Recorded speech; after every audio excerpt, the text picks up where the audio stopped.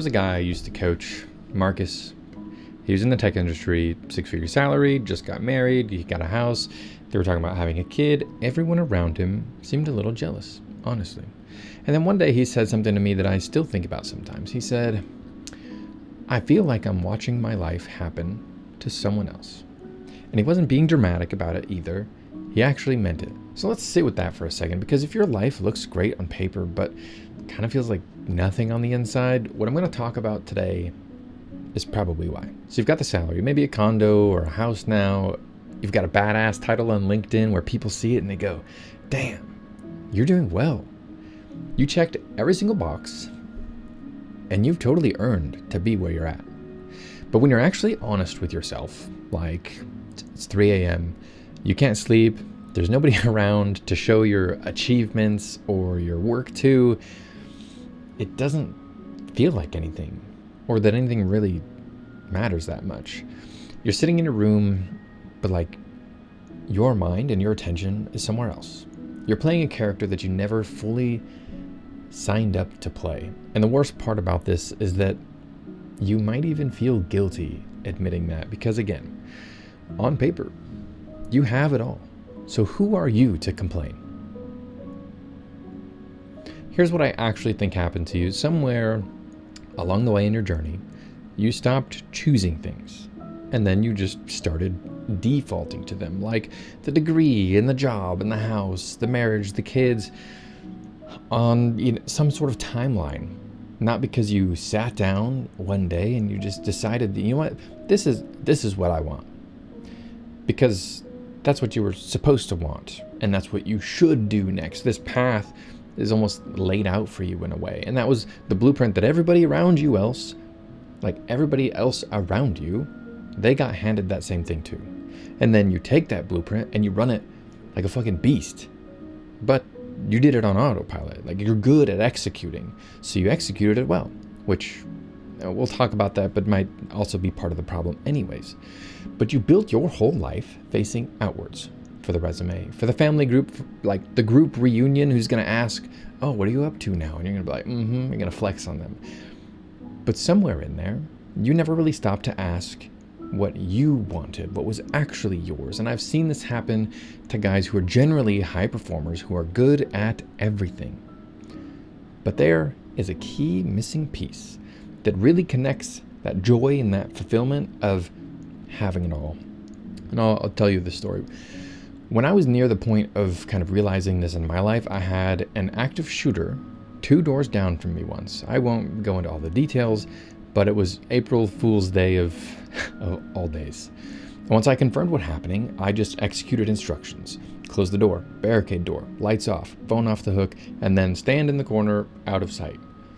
And then the cops cleared the whole building, and I remember feeling almost nothing. Like, I'm not even kidding. My heart rate got up for maybe like 5 seconds when I realized what was going on, and then immediately just back to normal.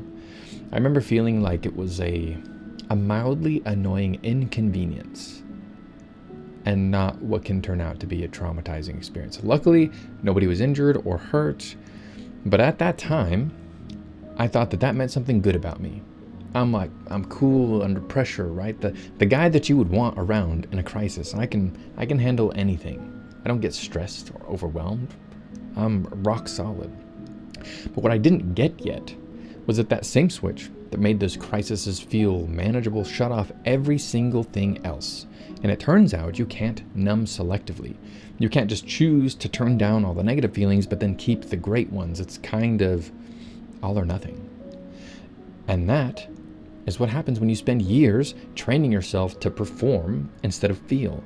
Marcus did it with a career. I did it with a uniform. It was the different costume, but it was the same thing.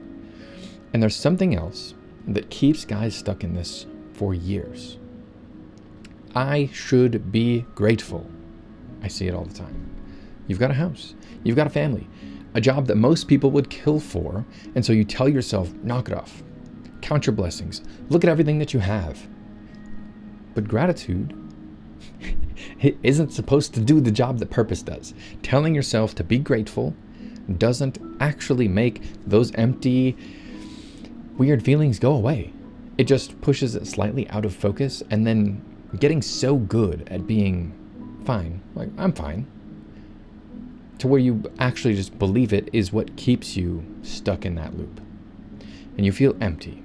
And you feel guilty for feeling empty when you supposedly have it all, and so you push harder to earn the right to feel okay. And somehow, that makes you feel even more empty. And then you do it all over again.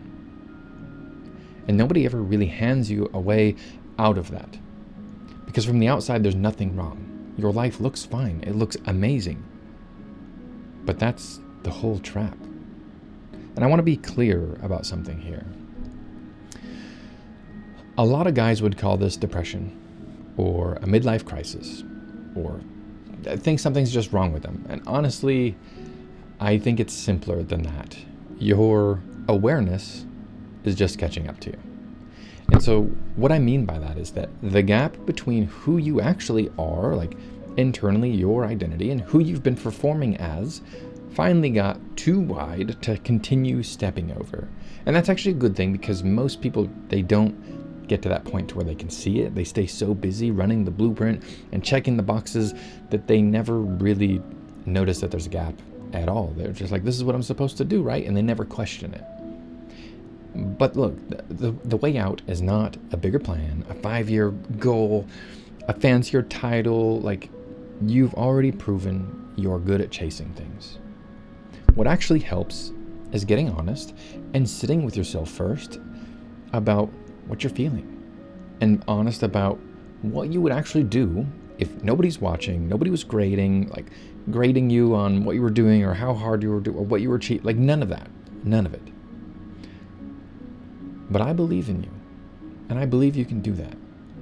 You can sit with yourself, and that is what the starting point is. You just have to be willing to actually look inside and look at yourself, and to see where you're at. See what you're feeling. See what kind of things you're wanting. You know, life changes all the time. And you can change too, because you've definitely changed. Like, you already know, if you go back 3 years, you're not the same person as you were 3 years ago, 5 years ago, 10 years ago. How many different versions of you are there? Like, over the last handful of years.